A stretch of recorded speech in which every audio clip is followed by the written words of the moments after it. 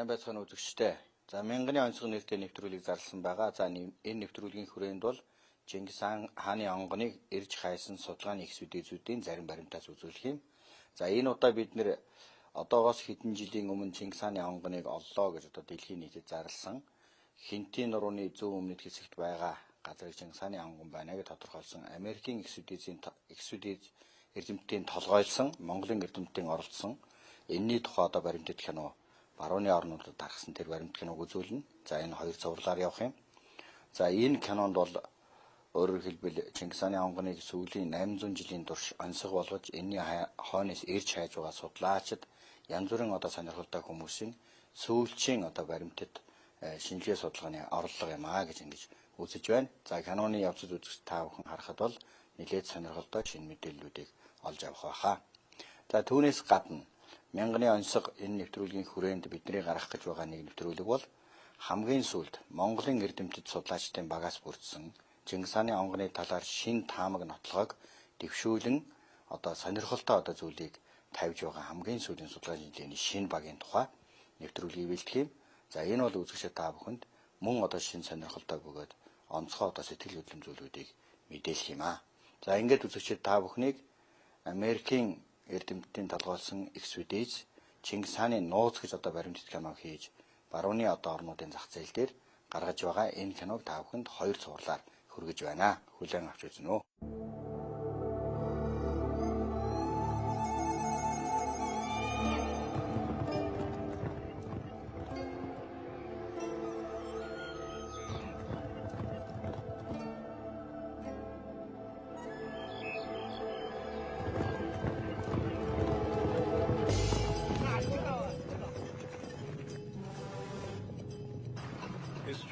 Тэрээр монголчуудыг удирдан дагуулж өмнөө тарсан бүгдийг хуу хамж түүхэнд мөрөө үлдээсэн.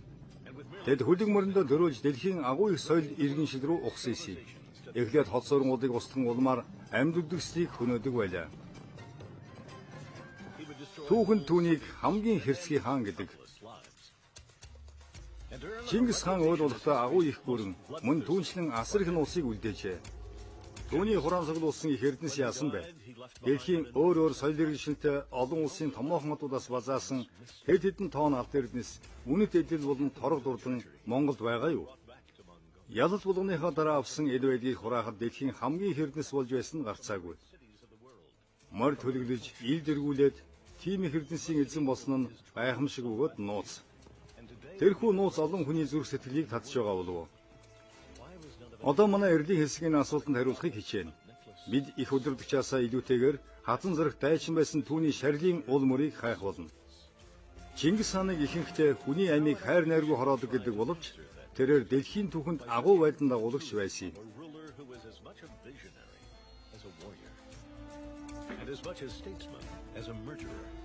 Genghis Khan, the greatest conqueror in world history.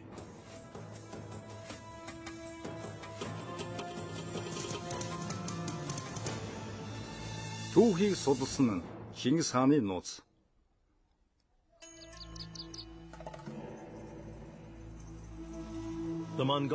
Монголын улам тал нутаг хэдэн зууны өмнө яг ийм л байсан.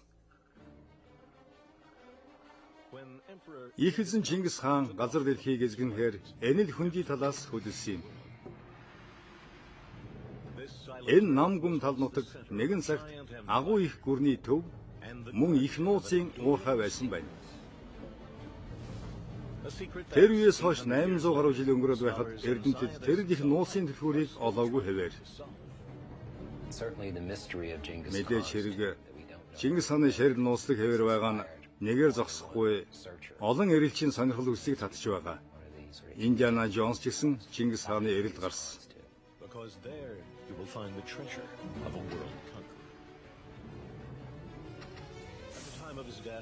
Тэр нууцлаг газраас дэлхийн хамгийн их эрдэнэс олдоно. 1227 онд насан эслэхдээ Чингис хаан дэлхий дээрх хамгийн хүчрхэг хүн байсан. Тэрээр дэлхийн талыг 20 хүрэхгүй жилийн дотор байтан эзэлсэн их байлдан дагуулагч юм. Ингээд тухайн цагта Эртний Ромын гүрнээс том эзэнт улсыг байгуулжээ. Том хотод түүний цэрэг дайшлын мордын төвлөргөнд дөргиж байсан гэдэг. Ард түмэндээ бурхан Харин атаатайсандаа чөтгөр шулан байлаа. Чухам хэн болохыг мэддэг хүн байгаагүй. Чингис хаан бол дэлхийн хамгийн гарамгай байлдан дагуулагч. Нэгэн цаг тэрээр хөрс широонд тайван орссон. Одоо түүний онгон хаан байгааг хэнч мэдэхгүй. Египтийн пирамидыг босгосон нуус хэдэн мянган жилийн тайлагдаагүй онцгойг агуулдаг. Гэтэл бидний энэ тохиолдолд 800 жилийн өмнөх нуус гэхэд цаг хугацааны хувьд нэлээд дөхөн гэсэн үг. Тэгэхдээ бид нээж чадаагүй л байна. Археологч Чингис хааны онгоныг шантардгүй хайсаар түүний цэрэгт нэгдэн орж байсан олон улс түмнийг олж тогтоожээ. Оросууд, Германчууд болон Япончууд энд ирж эрэл хайгуул хийж байна. Гэхдээ сая доллар олон жилийн эрэл хайгуул маш нарийн электрон хэрэгслүүд бидэнд тус болсонгүй. Хүмүүс ихээхэн шагнал урамшил хүрдэн гэж бодож байж болох юм. Гэхдээ түүхийн эсвэл байгалийн хүч ч юм уу би сайн мэдэхгүй байгаач Чингис хааны болон түүний үр садын онгон олдно гэдгийг нэг л зүйл урьдчилан мэдэгдээд байх шиг байна. Байгаль дэлхийн ер бусын хүч байж болох юм аа. Гэхдээ нэг тодорхой баримт бол түүхээс үлдсэн нотлогоо тун ховор юм. Тухайн цагаас Монголын сорын ганц зохиол бидний үед золоор уламжлагдсан үлдсэн байна. Чингис хааны намтар түүх болон дайн байлдааны тухай өгүүлсэн Монголын нуус тавчаа юм. Тэгсэн хэдий ч тодорхой зүйлүүд улам өргөө алдагдсан нь харамсмаар билээ. Түүгээрч барахгүй түүний үхэл мөн онгон болон эрдэнсийн талаар ганц ч үг дурддаггүй байх юм. Гэхдээ тэр тухай домог яригцаар иржээ.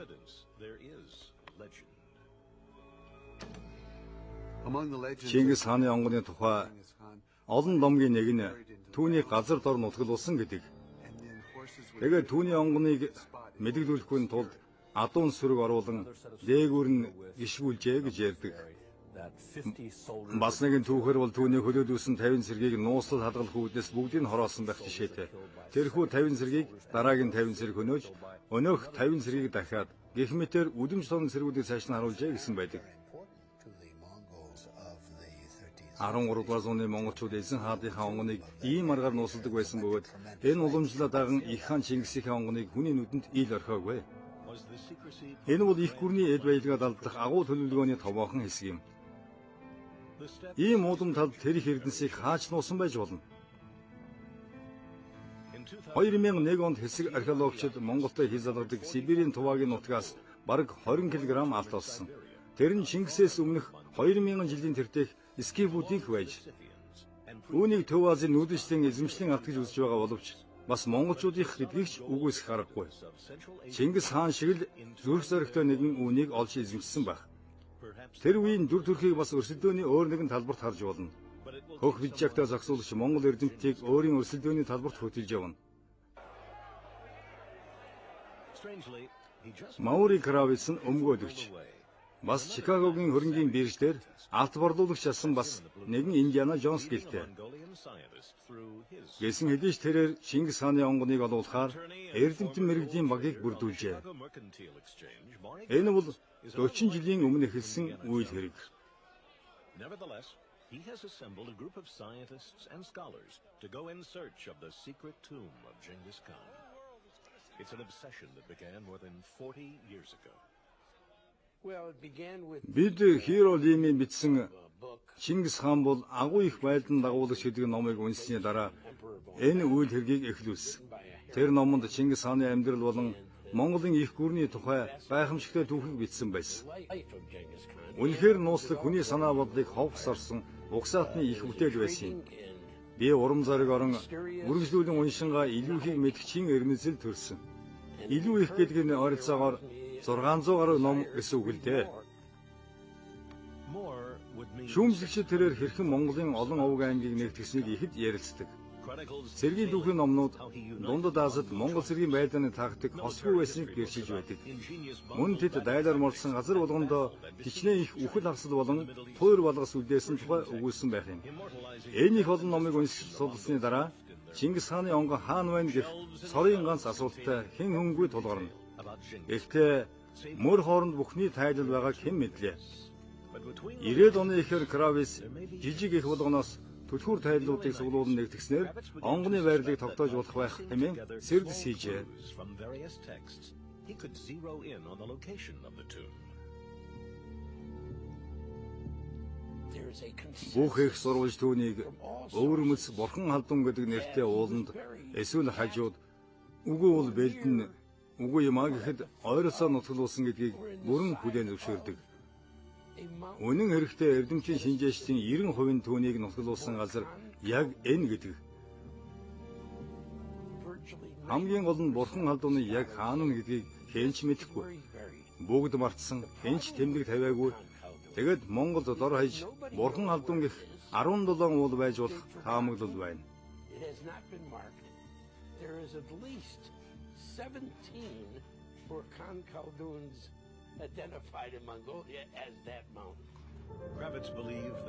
Тэр их хүнийг олохын тулд эхлээд чухам уулыг олох ёстой гэлцэн. Ганцхан шүн нойргүй хонлоо гэд хэн нэг нь газар нутгийг тогтоож чадахгүй. Би эртний түүхийн номыг сайн судалсан. Тэнд түүний хар залуугаас нь ахуулаад их жанжин болсон түүхэн замлын талаар их зүйлийг бичсэн байсан л да. Тэрээр хоёр голын эхэнд ирээд баруун мөрөн дээгүүрээ харахад бурхан халдун сүндэрлэж байсан гэж байгаа юм.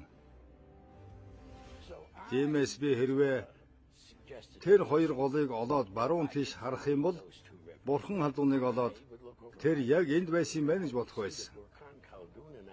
Энэ судалгаач гэсэн дэлхийн тэрих эрдэнсийн нуусыг тайлж чадаагүй.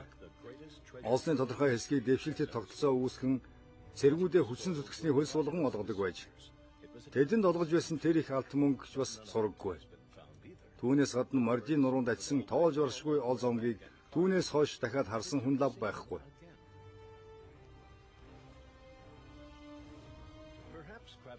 Кравицын таамаглал үнэн байх. Чингис хаан тэр бүхний нуусыг өөртөө үлдээн дэлхийгээс хальсан байх л да. Тэр хэтэрхий их нутгийг эзэлсэн. Дэлхийн тэн хагасыг гээд боддоо. Тэрээр олон улсын томоохон хотуудыг эзлээд Монголдо эргэж ирснийг бид сайн мэднэ. Бид дайн тулааны олз болсон тэрих алт, мөнгө, эрдэнэс болон үнэж баршгүй эртний эдлүүдийг Монголд аваачиж одоо хүртэл тэнд байгааг мэдэж байна. Өөрөө аваад отсон дамжиггүй. Зарим эрдэмтэд Кравицын дэвшүүлсэн санал болон эрэл хайгуул хийх багийг бүрэн дэмжсэн. Тэдний дунд Чикагогийн их сургуулийн профессор Джон Вудс байна. Миний хувьд энэ бол өвсөн бухал дотроос зүй олох боломжтой тохиолдол байсан. Гэхдээ хамгийн гол нь боловсролын чиглэл миний сонирхлыг татсан л да. Дэлхийн түүхэн дэх Монголын их гүвний ач холбогдлыг хүмүүсийн сонор төрөх нь хамгийн чухал бөгөөд ариун үйл хэрэг. Энэ бол хүн болгон заях аз завшаан биш. Үүний үр дүнд хэн хүний мэдлэг тэтгэн зэрэгцээ бидний түүхэнд хамгийн их эрдэнэс олдох болно. Бослын бүтлгүүлсэн үйл хэргийг үргэлжлүүлэх нуус төлхөөр олдож болох талтай. Маури Кравиц сэжүр олсон хэмээн бодож байна. Кравиц Вудс хоёр хамтдаа хэдэн зууны тэртээд хүрэх аялалд гарлаа. Тал нутагт мэндэлсэн зориг дайснаас эхлээд төвөөгдсөн эртний ертөнцийн эрэлд гарчээ.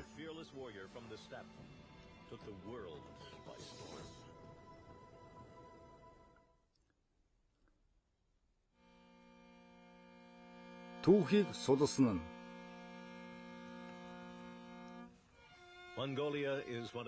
Монгол бол дэлхийд хүн ам нь хамгийн тархай суурьсан орн.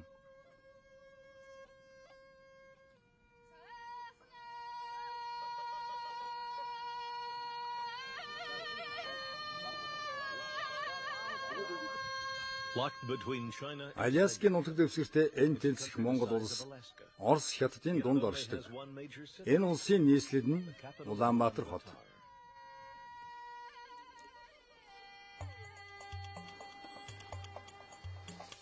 $2001 оны 100 Өмгөөлөгчээр ахлуулсан Америкийн эрдэмтдийн баг дэлхийн түүхэнд хамгийн гайхалтай тохиолдол болох Чингис хааны онгоныг олж тогтоохыг оролдохоор Монголд ирлээ.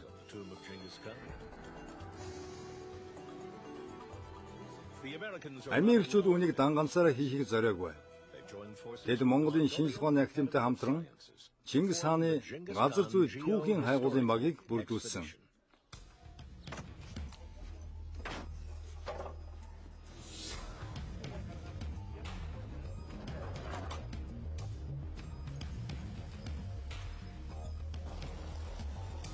caravan heads north. Ингээд хайгуулын багийн цуваа зүүн хойд зүгт Монголын газар нутгаар 200 гаруй км-ийн замын аялалд гарах нь энэ.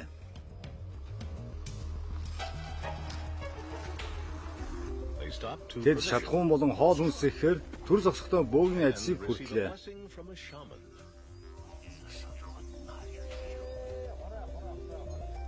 The expedition. Энэ багийнханд бүхий л талын тусламж хэрэгтэй. There are no Монголын хөдөө нутагт зам бол хамаргүй. the convoy. Зам хороох зур тэмээн болон адуун их сүрэг нилээдгүй тааралдан. Herds of horses, 1,000 strong.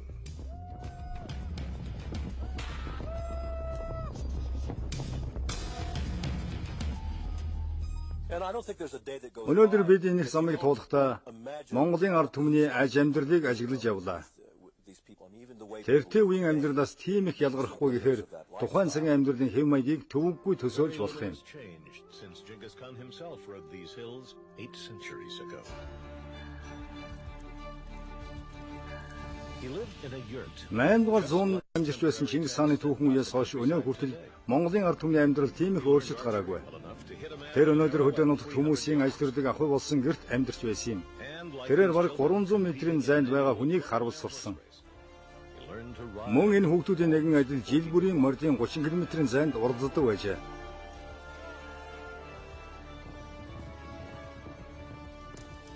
Genghis Khan was born Хөл орхосоо өмнө морь ун сурсан гэдэг. Чингис хаан 1162 онд нүүдэлчид, малчид болон анчдын омогт мэндэлсэн. Домогт өгүүлснээр тэр төрөхтөл дээдийн заяатай байжээ. Тэр баруун гартаа нүж атган мэндэлсэн. Энэ бол тэрээр хожим нь агуу их өдөрлөж болохын тод томрун тэмдэг байсан гарцаагүй. the child was Түүний эцэг занал тайсныхаа амийг хороосны дараа хүүдээ Тэмүүжин нэрийг хайрласан байна. Чингис хаан их гүрнийг байгуулсан. Монголын их гүрэн тэр цагт 5 аймаг овгоос бүрдэж байсан бөгөөд монголчуудын эзэгнэж байсан тэр нутагт одоогийн Монгол улс оршиж байгаа. Чингис хааны ноёрхлын үед хөрс зэрэгэдээ оршино гэдэг туйлын бэрх байсан юм. Хүмүүс нэгний нэгэ хороож, ёстой нэг эмх замбраагүй байдал газар авсан байсан. Амьдрал их хүнд, ёстой алан хядлагын үе байж. so brutal that when Тэмүүжин 90 сэл хүрээгүй байхад дайснууд эцгийнх нь амийг хороож, араа бодлоггүй түүний гэр бүлийг амьд үлдээжээ. matters worse, the clan left the family behind. 11 настай Тэмүүжин ээж 2 эрэгтэй дүү, холын хамаатны эрэгтэй дүү болон садан төрлийн дүү охин бас 3 морьтой нутгаа орхин явсан юм. Ингээд тэрээр олон жилийн турш шандан зовсон боловч тэсэж амьд үлдсэн юм. Тэд яриангүй үхлийн ирмэгт очсон. Тэдний төөрөлдөж явсан нутаг орноор малтай айд өрх маш ховор байсан учраас тэд цөөхөн хэдэн шувуу араатантай ойд очин сарсан багвахаа хүртэл агнан харьсангуй жижиг хэмжээтэй загас жарахайтай голоос загас барин амиа зогоож байсан ойлгомжтой. Түүгээр барахгүй тэр нутаг дэлхийн хамгийн эрсдэс уурамшлагтай газар байсаар ирсэн. It was also one of the coldest and harshest places on the face of the earth. But it is said that Дээлсийн гарагт Тэмүүжин араа ядан амин зогоож туулсан он жилүүдээ хязээч мартаагүй. not forget it. Хүмүүс түүнийг өвөг дээдсийнхэн эрхэм дээд удам мөксөг залгуулахын тулд хөх тэнгэрээс сахилгаан сахиулан мэндэлсэн гэдэгт итгэдэг. Яс махнаасаа би Монголын их эзэн байх ёстой гэдгээ тэр мэдэрч байсан шиг байгаа юм. Олон жилийн турш өлсөж гадуурхагдан амьдралын төлөө тэмцсэн гэрвэл амьд үлдэхийн тулд шаардлагатай бүгдийг хийсэн. Заримдаа хатуу амьдрал хэрсгийлийг дагуулдаг. But that seemed a far-off fate. Isolated, struggling and Тэмүүжингийн эцэг өөр нэгэн эхнэрээс 2 хүүтэй байж, to survive. нэг хүн Тэмүүжингээс ах байсан. Brutal life. Ингээд гэр бүл нийлэхэд Тэмүүжин ахыгаа өрхий тэргүүн болохыг зөвшөөрөөгүй. Temujin's father had had another Тиймээс дүү хасартайгаа нийлээд ахыгаа хороосон юм. was just older than Temujin. Тэмүүжин араас нь хасар урдаас гарч ирээд ахыгаа харваж хөнөөсөн байна. Temujin would not allow for his older brother to rule the family. And so he and his younger brother Hasar went out and killed Baxter. Temujin came from behind Passer came from the front, and they notched arrows into their bows, and they shot their half-brother and left him there to die.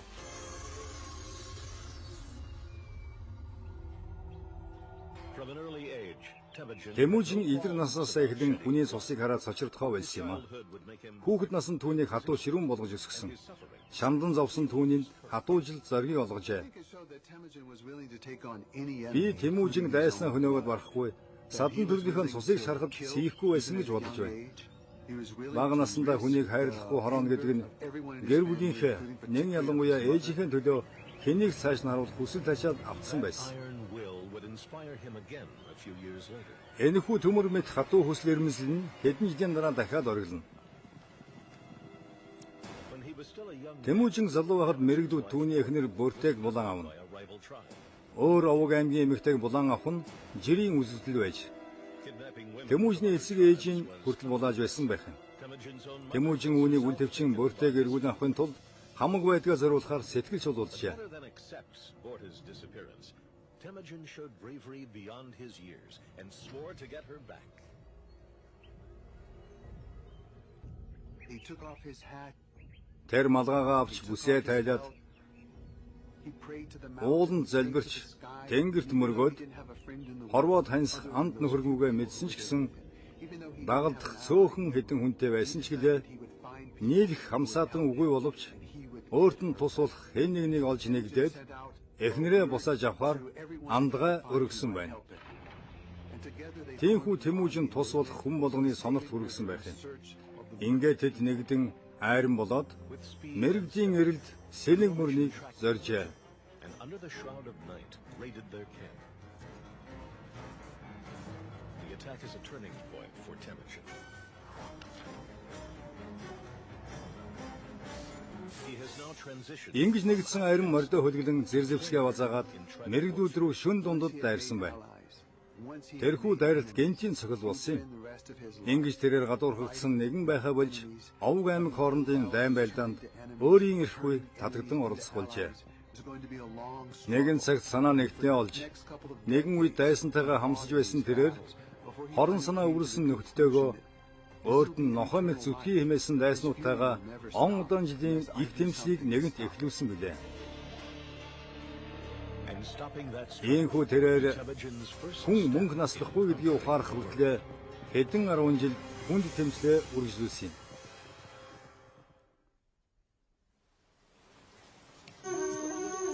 Түүхийг сулсан in northeastern Mongolia. Монголын зүүн хойд хэсэгт эрэл хайгуулын баг Чингисийн идэр насаа өнгөрүүлсэн нутгийг судалж байна. A good place Хайгуулын эхлэх сайхан газар. place where more Энэ нутгаас л онгоныг олно гэж Гравис бодож байна. to uncover where Манай баг дэлхийг байлдан дагуулсан их эзний онгоныг олохын тулд энэ бүхний их буюу түүний унаж өссөн унган нутгийг зорилоо. his footsteps back to the beginning. Хенти аймаг Оросын өмнөд нутаг болох Сибирьтэй хэлэлдэг. Тэр энэ нутагт мэндэлж эндэл Чингис хаанд өргөмжлөгдөж анхны байлдаан тулаанаа хийснээр бүх Монголын ард түмний их удирдагч болон төлөвшсөн байгаа юм. Мөн түүнчлэн би энэд нутгийг түүний амар амгалан нойрсоход Тэнгэр бурхнаас заяасан газар гэдэгт бүрэн итгэлтэй байгаа. And I believe very strongly that this is the place that he would have designated as his resting place also. Near the Henty Mountains, Хинтийн нуруугаар онон мөрөн урсдаг. is a sliver of land Чухамхүү where the энэд seeds of the газар Mongol Монголын их Empire бүрэн бий болох үндэс суур тавигдсан билээ. where a young man Эндээс Тэмүүжин хэмээх залуу хүн хөвгүүн хувь төргөө даган хожмоо дэлхийн хамгийн хүчрхэг байлдан дагуулагч Чингис хаан болсон юм. Чингис хаан төрөмгөлөлтэй эмэгтэйчүүдийг булаан авдаг, овг аймгийн хагарал тэмцэл, эд зүйл болон мал сүргийг хулгайлдаг, дээрэм тонууд газар авсан тийм амьдралын дунд төрж өссөн. Тэр ухаан зоргоороо хэдэн 10 жилийн дараа оргилд хүрсэн үнэ. Хожим нь тэрээр энэ бүхэн учир утгагүйг ухаарчээ. Түүний үр хүүхдүүч бас ингэж хүнд хэцүүгээр тэмцэлдэн зовх болно гэдгийг тэрээр 30 нилээд хэвэж 40 нас өгөхдөө бүрэн гүйс ойлгосон болохоор эцэстээ амар амгалан тогтоохоор шийдсэн л дээ. but peace would only be Тэрхүү won with тайван энхийг тогтоох сорын ганц зам бол дайн тулаанаас өөр зүйл байсангүй. He wants to end the cycle of violence. He's Тэр аргагүй эрхэнд харигслал, хэрсгийлэл болон хүчирхийлэлд авцсан л да. Учир нь анд нөхрийн барилдаг тогтоосон овг аймаг юу ч болсон хязээч биднэрүүд автахгүй гэж боддог байсан юм. 1202 онд Тэмүжин цэргээ толгойлон эртний заналт байсан татарчуудыг дайлаар морджээ. Энэ бол Тэмүжний хувьд ус онзон авсан явдал байсан. Яагаад гэвэл татарчууд түүний эцгийн амийг авсан юм. Тэмүжин тэнднээс хэнийг ч өршөөгөөгүй.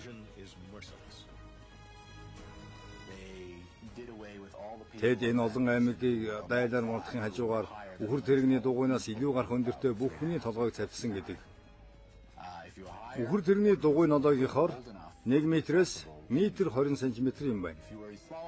Та үүнээс өндөр байвал тун удахгүй тэдний эсрэг тэмцэн гэж үздэг байлаа. Мэдээж хэрэг хүүхдүүдэд тийм хэрцгий ханддаггүй байсан тодорхой. Тэр энэ овг аймгийг газрын хөрснөөс ул мөргүй арчхыг зорилгоо болгоогүй. Хамгийн гол нь түүнд эсэргүүцэл үзүүлж болох магадлалтай хэн болгоныг хороосон нь түүний дахин давтагдшгүй стратегийн зүүн бэлэг байсан баг. Тэр эгэл ардыг үнэнч байлгахын тулд тэдэнд шудраг ёсыг нотлон харуулах шаардлагатайг ухаарсан удирдагч байлаа. Түүнтэй хамтдаа амьдарч өссөн хүмүүстэй ч үүнийг ойлгуулсан бөгөөд аливаа хүний итгэлийг хүчээр олно гэж үгүй. Тэгхийн бол тэд чамд хязээж үнэн зүтгэхгүй гэдгийг ч өөрөө ясмахандаа шингэтэл ойлгосон байлаа. Ингэж тэрээр насан туршийнхаа өрсөлдөгч болох тухайн овг аймгийн толгойлогчдыг устгаж цэрэг дайшлын эгнээндээ эсвэж эхэлсэн байна.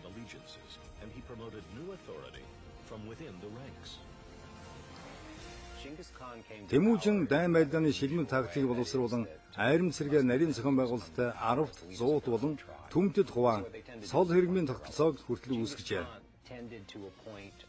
Чингис хаан өвөрмөс өгөөд эгэл бус арга замаар хүчрхэг удирдагч болсон. Дагаар урсан Омог аймгийн ахлагч нар өөрийн овгийг цаашид шууд удирдан явж явах учиртай байлаа. Харин Чингис хаан айлын зар самжлаг хар сард гаралтай байсан ч хамаагүй. Дайсны овг аймгийн харьяат байсныг ч үлдэн өөрөө тэр хүний сайн мэддэг байсан бол албатай болгон шинээр цол хэрэгм олгодог байжээ. Чингис хаан хүний онцгой авиа чадварыг олж анзаарч удирдагчид дэвшүүлдэг байсан. Тэмүжин айжмдаа Монгол болон бус овг аймгийн нэгтгэсэн. Заримдаа тэд сайн дураар нэгдэж, ихэнх тохиолдолд тэдний хүчээр нэгтгэдэг байжээ. Эцсийн бүлэг Тэмүжин хэний чигээгүй үйл хэргийг бүтээж чадсан билээ.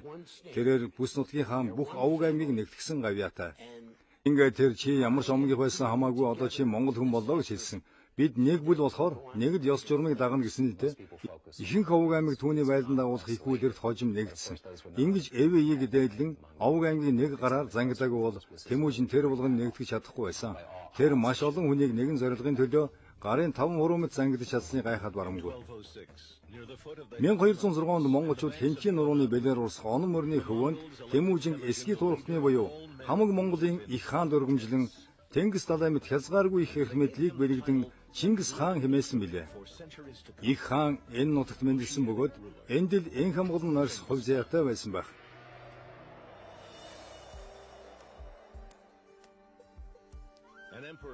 Түүний онгоны хайх эрлийн ажил эндээс эхэлнэ. Одоо цаг хугацаатай уралдах мөч ирлээ. Монголын Эрсдэс уур амьсгалд бидэнд хэдхэн сарын сэмхий гаргана. Түүний дараа тэсгийн аргагүй хасах 50 хэн хүртэл хөдөлдөг өвлийн улирал ирнэ. Хайгуулын багт хаанасаа их санаа бодол байлгүй яах вэ? Багийн гишүүд 2000 онд Энтгийн нутагт нэлээд судалгаа явуулсны үр дүнд өнөөдөр 3 газрыг товлоод байгаа.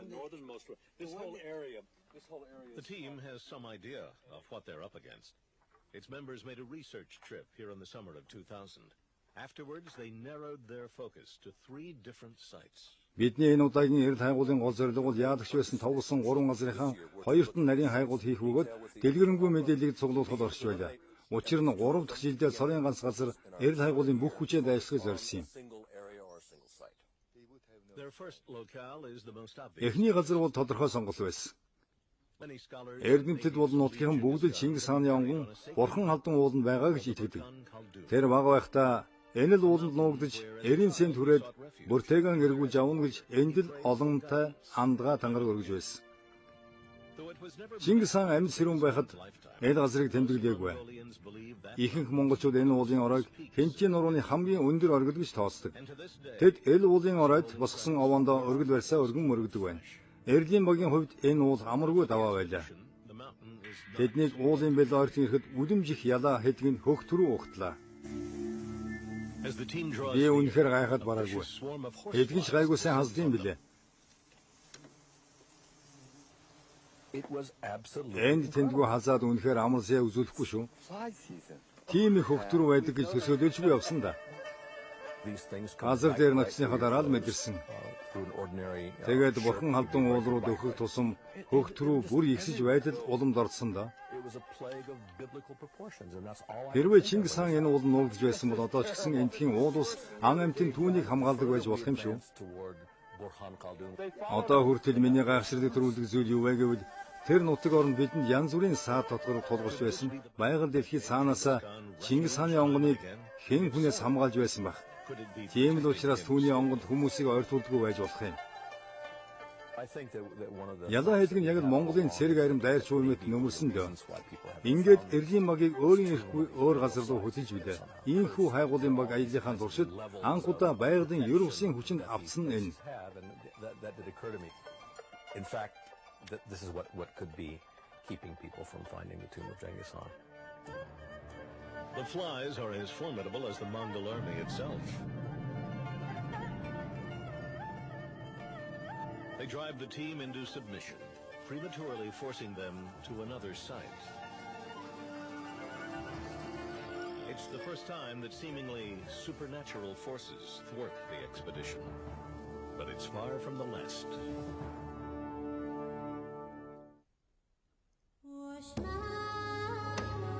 Түүхийг судалсан нь Outer Mongolia is taking газар its зүйн toll түүхийн эрлийн маг Монголд on байна. historical expedition. Магийн гишүүд нүүдэлчдийн амьдралын хатуу хөтөв өөрсдийн биеэр амсаж байгаа нь энэ. The harsh reality of nomadic life. Бүрэн тавилгатай гэрт амарч унтж явжээ. The yurts they're sleeping Тэд in хөдөөхээр are баян full of гэрээ flesh барьж from the буулгаж elements. явна. They're constantly breaking Хоол and хүнсэндээ setting up малын мах сувдай гэдс идэж айрыг ууж ямааны болон таргуны боодог хоньны хорхог хийж байлаа. and mutton. All parts of the mutton. Монголчууд энд их дуртай. Энэ толгой юм уу? Энэ зөвхөн толгой бас ширнэ. Монголчууд малын гаралтай бараг бүх хүнсийг иддэг. Мах, сүү, бяслаг гэдэг.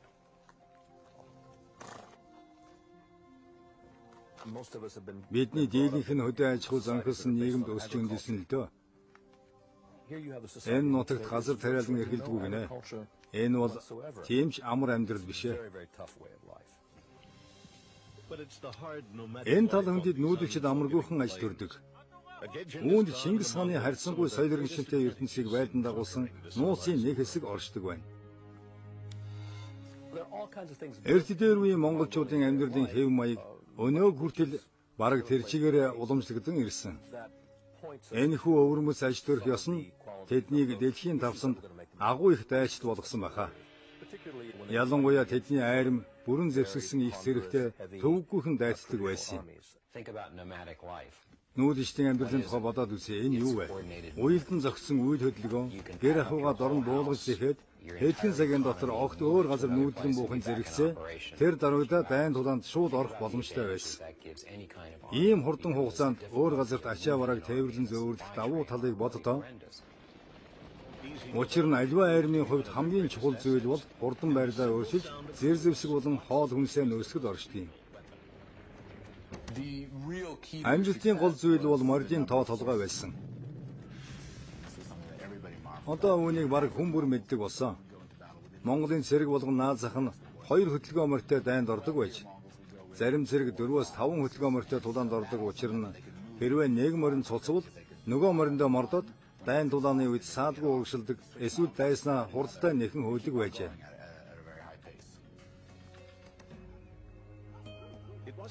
Бүх юм мордын тоо толгой дээр тулгуурдаггүй. Тэдний адуу богино хүзүүтэй, богино хөлтэй, хамгийн гол нь хүчтэйд бүх нууц агуулдаг юм байна. Үүний ачаар монголчууд дэлхийн талыг байлдан дагуулсан байх юм. Өнөөдөр ч гэсэн тэр цагийн адуу Монголын нутагт үрдсээр байна. Адуун сүрэг нь Монголын цэргийн ялалтанд хүргэх гол хүчин зүйл гэж Чингис хаан үнэ ухаарч байсан бөгөөд цэрэг дайчидаа морио дээдлэхийг биечлэн захидаг байсан байжээ. He insisted his soldiers recognize it too, or else. Монгол зэрэг дайн тулаанд завсарлахад амжиж морныхоо нурууг амраан уусаж өв сазуулдаг байжээ. Үүнийхээ дараа гард өөрсдийнхөө хоол ундыг зогсуулдаг байж, морио толгойд нь зогсон хэнийг боловч шууд цаазараа байждаг байсан юм. Тиймээс морио толгойд нь ташуурдахыг их цээрэлдэг байжээ. Мэдээж унаа моргүй хүн дайн тулааны үед хэнд ч хэрэггүй амьтан болж хосох нь ойлгомжтой. Өнөөдөр хүртэл монголчууд дэлхийд хамгийн сайн эмнэг сургагчид юм. Тэд нар харвагаасаа морь унаж эхэлдэг. Энэ сумын наадмын 28 км-ийн хол зайд их насны мордын уралдаанд 9 настай Баяр Билэг гэдэг хүү төрүүлжээ. Тэртээ 800 жилийн өмнө Чингис хааны армийн ард талд эмнэг сургагч хамт явдаг байсан. Монгол цэргийн хамгийн гол ур чадвар бол морио гаргууд сайн эзэмшдэг байсан л оршин. Тэд мордынхоо нуруун дээр идэж ууж, унтаж, ер нь эд байдааны үед юу шаардлагдан тэр бүхнийг л хийж чаддаг байсан.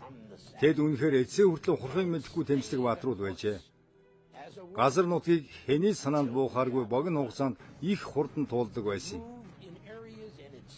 Морь хөлгөсөн бааtruудын бас нэг давуу тал нь мөргөлдөөний үеэр ном сумыг хослуулан байдагт байсан л да. Яагаад гэвэл довтлогооны болон ухрах явцад ямар зовлонгүй дайснаа харвдаг байсан юм. Ийм баатар бол дайсны хувьд туйлын аюултай. Ингэж ном сумаар харван сум мөндөр болгосны дараа ухрах нь тэдэнд хялбар байсан билээ.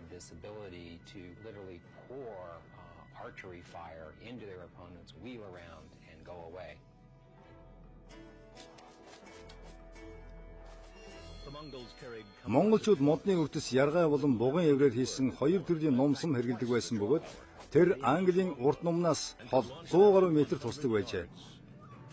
Энэ хүчрхэг зэр зэвсгийг эзэмшихэд ихээхэн ур чадвар шаардлагадаг байлаа. Монголчууд үнэхээр цэцмэргэн харваачд байсан. Амд гарахтаа амьтдыг газар дээр намандаг байж. Гэхдээ ангөрөө нь бэлтгэл сургуулиуд хийх сорын ганц сургуулж байгаагүй. Мөн түүнчлэн нэгэн зэрэг харвах зэрэг нь их хариуцлага хүлээдэг учиртай ажээ. Хамгийн гол ам бол бүлгээр буюу бөөнөр амтныг өрөөлөх явдал юм. Тэд зарим үед 20-оос 30, заримдаа 100 км-ийн өргөнтэй тойргийг үүсгэдэг байжээ. Тэгэд хүм болгон хариуцлага ухааран тухайн тойргоос ганц амтныг алдан гарах ёсгүй байж. Ингээд аажмаар тойргоо багасган ан амьтдыг шахаанд оруулдаг байна.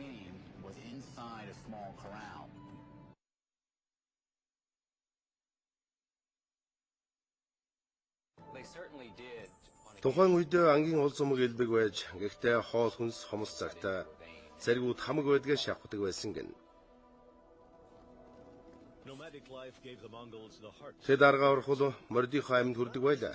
Цэргүүд гэрээнийхээ судсыг зүсээд цусыг нь уудаг байжээ. Нүүдэлчдийн амьдрал монголчуудыг их дайчд болгосон боловч заавал эзэрхийг төрөмгийл гişэд болоход хүргээгүй.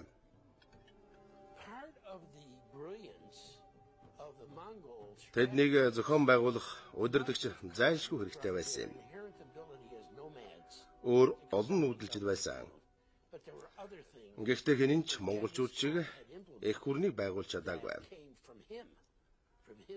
Монголчуудын стратегийн гайхамшигын тодорхой хэсэг нүүдэлчдийн уудан талнуудаа дасан зогсож чаддаг төрөлхийн чадхаас улбаатай. Гэхдээ Чингис хаан тэдэнд олон зүйлийг олгосон.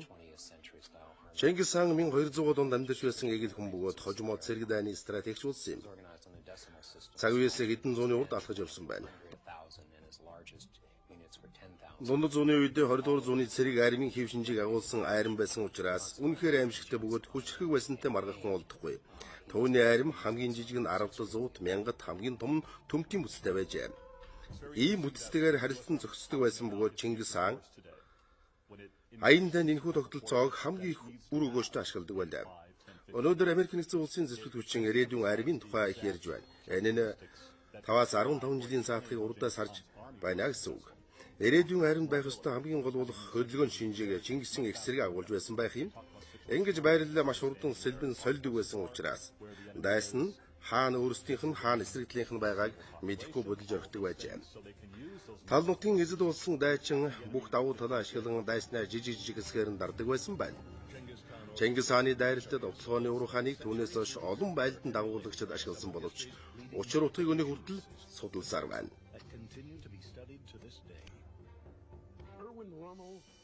Хойд Африкт байсан Германы цэргийн удирдагч Эрвин Арамайл Чингис хааны баялдааны тактик болон ур ухаанаас нэлээдгүй сайн суралцсан нэгэн байсан. Жон Пэттон хүртэл Монголын морин цэргийн довтлогон дээр тулгуурласан танкийн тулааныг их явуулсан байх юм. Ингээд өнөөдөр дэлхийн цэргийн гол хаагтайм их сургуулиудад Монголын стратеги, Монголын баялдааны тактикийг засваргасаар байгаа. Санто, Сансер, West Point гэх зэрэг.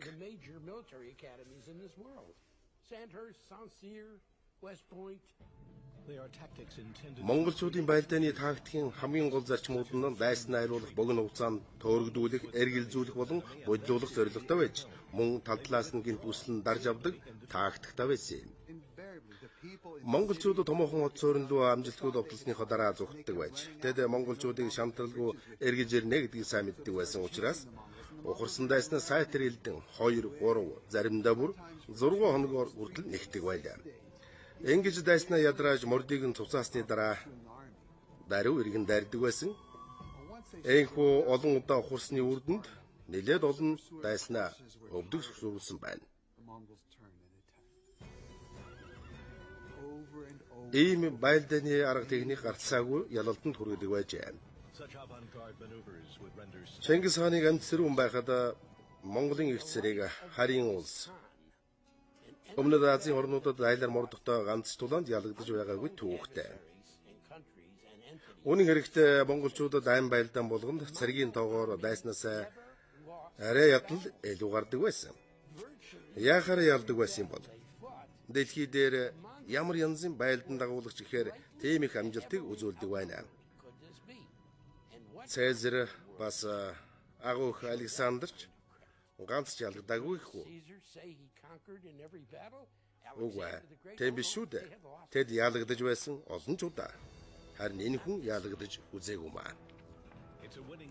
Энэхүү олон ялалт араасаа дагуулсан их аян дайн эртний дайсан хятадаас эхэллээ. Үүний гашуун амтыг хамгийн түрүүнд хятад амссан. Тэд бол дэлхийд урд өмнө байсан хамгийн харгас бөгөөд дэг журамгүй армуудын нэг байлаа. Түүхийг судалсан нь. Өнөөдөр цагаан хэрэм бол хятадын бэлий тэмдэг болсон. Гэхдээ 800 жилийн өмнө цэргийн бэхлэлтийн байгууламж байсан юм. Энэ хэрмийг хятад улсыг түүнээс хойд нутагт суурьсан нүүдэлчин замдалчдын довтлогоноос хамгаалах зориултаар босгосон байна. Түүх эзэж өөрчлөгддөг бай. Хүмүүс тэдний нэр өөрчлөгддөг боловч түүх нэгэн хിവэрүүлдэг. Тариачид газраан хагалж, үрэн суулгадаг, овг аймаг нэг-нэгнийгээ булаан эзэлж, омгоо зэхэрдэг, язгууртан болдог. Тэд залхуу ойр тарган, дарангуулагч болж соёл иргэншлийг түгээдэг. Бид байнгал хойд зүгийн иргэншлийн тухай яриад байна. Гэтэл овг аймгийн ард түмний цэргийн тэрэг хүчний зэрэгцээ хятадын их соёлыг бас мартаж болохгүй. 13 дугаар зуунд хятадын хойд зүгийн ихэнх хэсэг Цэн гүрний ноёрхолдор байжээ. Цэн гүрний торг үнэхээр гайхамшигтай эрдэнэс байсан гэлтэй. Хятадын торгод урдан дэлхийд маш их үнд хүрдэг байсан. Тэд торгод урдан үнэхээр олон жил хийж ирсэн нь гайхалтай. Тэдний гар урлал гарцаагүй цагийн уртыг туулан уламжлагдсан. Тэдний хувцас нэхэж төмрийг давтан уралдаг байсан юм. Таны төсөөлсөхгүй өвөр мөц цорын ганц эд зүйлийг урлаж чаддаг байжээ. Хятадын хойд хэсгийн одууд амар амгалан байсан юм шиг санагдах боловч үнэн хэрэгтээ айдас хүчээр дүүрэн байдаг байлаа. Монголын их говийг гатлаад Чингис хаан болон түүний шинэхэн нэгдсэн их цэрэг хятадын ил баялагийг хуваалцахаар хөдөллөө. Тэрээр бүх овг аймгийг нэгтгэх хичнээн хэцүү болохыг амссан болохоор хамаг хүчин чадлаа энэ үйлсэд зориулжээ. Үүнийгээ бэхжүүлэхийн тулд тэд дайсныхаа нутаг газрыг эзлэхээр нэн даруй цэрэг хөдөлгөлөө. Нэлээдгүй зовж байж нэгдсэн хүмүүсийг дахин шинэ итгэл дагуулах хэрэгтэй. Тэд аян дайнаас замын дундаа шантарч зурсуул яах вэ? Тэдний нэгдсэн даруйд нь түргэн дайдуулахаас өөр арга байгаагүй. Чингис хаан Цэн гүрнлүү дайлаар мордлоо. Гэхдээ Цэн гүрнийг зорихын тулд хятад цэргийн хүчийг сорихоор зэргэлдэх Сясиа улс руу довтолжээ. Хорвоод бэндэснээс хойш нүүдлэж явсан Чингис хаан ихээхэн олзны албаттай улсноос гадна хамгийн чухал нь соёл иргэншил ертөнцийн хэрхэн дайтах дадлаг туршлагыг олж авсан. 1211 онд монголчууд Цэн гүрнийг дайлаар мордоход бэлэн боллоо. Чингис хаан хятадын эд баялагч шунахын зэрэгцээ өсөнзөн өвөрлөж байлаа. Цэн гүрэн болон нүүдэл човг аймагуд өөр хоорондоо эртний хагаралтай байж ирсэн. Үүний улмаас тэд Чингис хааны нэлээд хэдэн өвөг дээдсийнхэн аймыг юутгэж байжээ. Монголын зэрэг их говийг тэсэн дуулж хамгаалахын тулд сүү, айраг, мордийнхон цусыг ууж байлаа. Сэрэг болгон дайнд хэрэгтэй гэсэн бүхнээ базаасан байлаа. Монгол зэргийн уйгийн жижиг төмөр ялцуудыг зүүж хийсэн хөнгөн бөгөөд хүний хөдөлгөөнийг хязгаарладаг байжээ. Энэ нь дундад зууны зарим айрмын уйгаас загвар хийц буутаач энэ нь ялалтанд огт нөлөөлж байсангүй. Нүүдэлчдийн хийсэн цорын ганц таагүй зүйл гэвэл тэд дайн тулааныг алан гэдлэгэн арга хэрэгсэл мэт бүгдийг хайр найраг өхүүс тэмтэрдэг байсан юм. Тэгснийхэн дараа инхийн хилцээр санал болгодог байсан. Эхлээд хилгазгарыг нэзлээд тэгээд хүн ардыг нь хороогоод дараа нь хот зөрөнгийн шатаашаад сүүлд нь хятадд эвлэрий танах манахта удалдаа 8 хий гэж санал тавьдаг байсан л да. Чингис хаан нүүдэлчдийн уламжлалын дагуу эд хөрөнгө барьж дагсан хүмүүсийн амийг өөрчлөдөг байж харин нүгсэрсэн болгон түүний өмнө буруутан болж толгооноос салдаг учраас ихэнх дайнд ялдаг байжээ. Чингис хааны удирдах байсан айрам дайсныхаа гол хүчийг олж тогтоогоод дараа нь хайр найраг устгдаг байсан. Үүнээс үсгэд ёстой л нэг хүүс тэмтэрдэг байсан байх нь. Байлдааны талбарт цэн гүрний айрам монголчуудын хувьд жижиг эсэргүүцэл төдий байлаа. Гэхдээ монголчууд бас дайн тулааны шинэ хэлбэр маяг дасан зохицож эхэлжээ. Өмнө зүгийн соёл иргэншил нь нүүдэлчин төмнийхөөс тэсвэр байсан юм. Тэд хотоо тойруулаад цайз хэрэм барьж босгодог байл. Монголчууд үүний хариуд төгөөмөл арга хэрэгэлдэг байлаа. Дайсны хүнд байдалд оруулах эртнээс уламжилж ирсэн нэг арга бол шөндлөөр сэмхэн гэд очоод мал сүргийг нь тугаад явсны дараа дайсны тал эмгсэн бараагаа алддаг байлаа. Ингээд монголчууд нэлээд эргэнсэн нийгэм болох хятад ирэхэд үлэмж их мал сүрэг бэлчгээс гадна тоо томшгүй их хүн амтаа таарчээ. Монголчууд тариачид ядуустай малм тарьцдаг байж том хотыг эзлэхдээ тэднийг эсрэгийнхээ урд талдаа тууж оруулаад тэднийг хамгаалах ёстой айрмынхын хүчийг барсны дараагаар өөрсдөө орж төрөмгийлдэг ажээ. Заримдаа тэдний цэвэр бамбаа болгон эсвэл хэрмийг хамгаалж өгсөн том нүхийг гатлахын тулд тариачид болон ядуушуудыг тийш нь хүчээр унган оруулж нүхийг дүүргэн өөрсдөө амьд хүнээр зам тавьдаг байсан гэдгийг юм.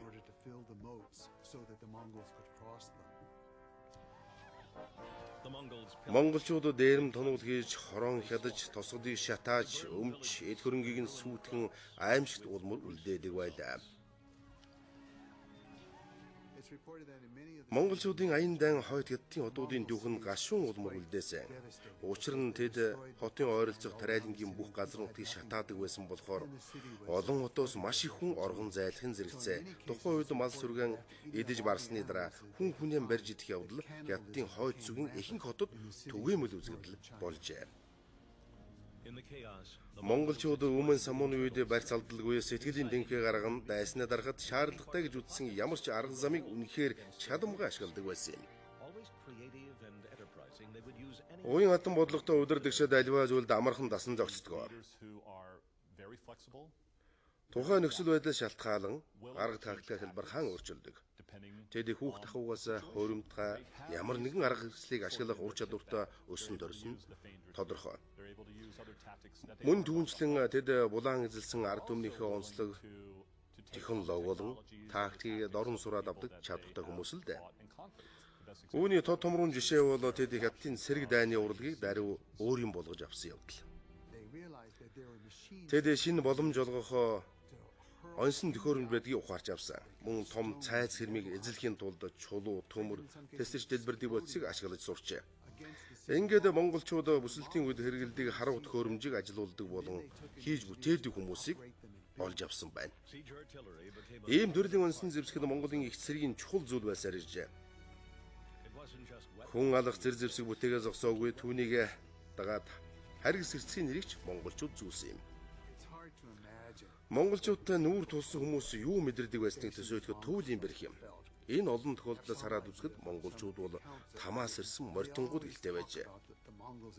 Луу мангас хөлгөлсөн байж болох. Бид тэднийг дандаа хүнээс гадуур хүмүүс гэж ярилцсаар ирсэн юм.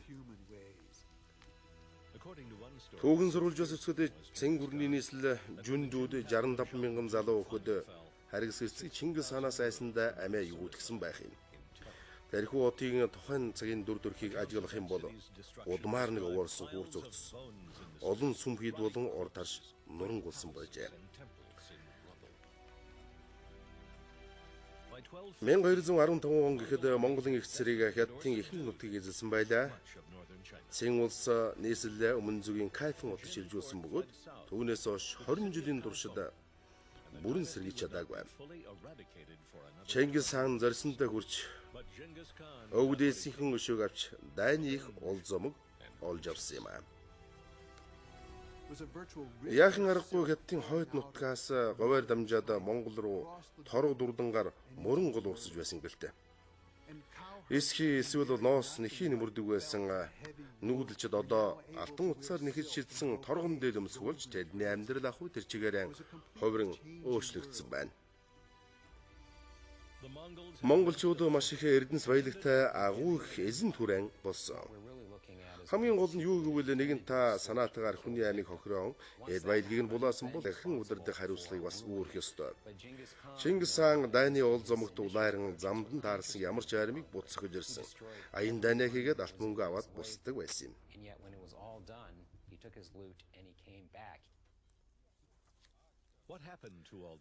Тарих эрдэнэ соёлыг чухам хайчсныг ихэд сонирхсон манай хайгуулын баг Чингис хааны онгоныг олох зорилго өвөрлөн энэ алс сул нутгийг зорьсон юм. 2001 оны 100 үргэлжилсэн 2 сарын эрэл хайгуурлын үеэр тэд их чухал байршил олж тогтоожээ. Бид яг энд нэг голын бэлчээр буюу 2 гол их авдаг газар ирээд байна. Монголын томоохон гол мөрөн энэ нутгаас их авдаг. Энэ бүс нутагт урсдаг олон гол мөрний нэг нь хурхийн гол байгаа юм. Эртний түүхийн өмнөд бичсэнчлэн Эрлийн багийн ахлагч Мару Кавариц 2 гол нийлэх энэ бэлчээрт залуу Чингис хаан өөрийгөө нутглуулах уулыг харжээ зогссон гэдэгт бүрэн итгэлтэй байна. Уудам нутаг хэдий ч энэ газараас яг чанга гур зүгт нэлээд том уул байх юм. Түүний хамтрагчид нь Эрлийн ажлаа хүчтэй эхэллээ. Гэхдээ энэ бол дөнгөж гараа байсан юм. Бидний уулын билээр явж эхлүүд олон булш байхыг олж хараад үнэхээр алмаарч өсөрсөн. Энэ том уулын бараг билээс аваад орой хүртэл хүрлийн үеэс ахгуулаад хүнүү төрөг Монголын эзэнт гүрэнд хамаарах булшаар дүүрсэн байсан л да. Бидний сэтгэл маш их хөдөлсөн.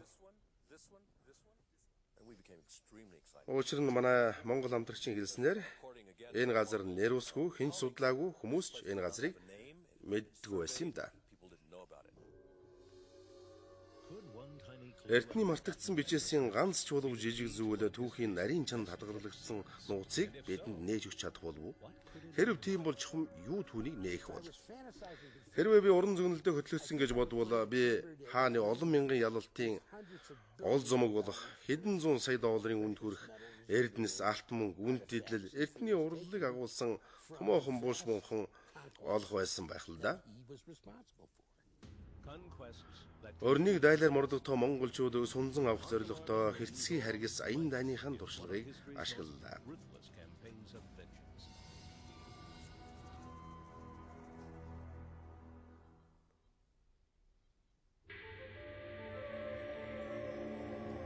Түүхийг судалсан. Монголын ууланд Эрлийн баг эхний нээлтүүдээ хийж эхэллээ. Маш их булгачтай энэ уулыг өмнө хинж хараагүй гэж Монголын эрдэмтэн хэлж байна. Харин ч гэж бодоогүй байлаа. Нууж далдалсан мэдээж хэрэг гарцаагүй нэр устаа мөн судал шинжилсэн байсан нь ойлгомжтой. Энд Япончууд ирсэн үү? Эрэг баха. Үнэн хэрэгтээ тэд ирсэн. Япончууд 90-ад оны ихээр яг энэ нутагт яг л энэ Эрлийн багийн одоо хайж байгаа зүйлийг Чингис хааны онгоныг ярьж байсан юм да. Тэнд яахан аргагүй 2-3 булш байсан л да. Гэхдээ тун чухал газар гэдэгт эргэлзээ байгаагүй.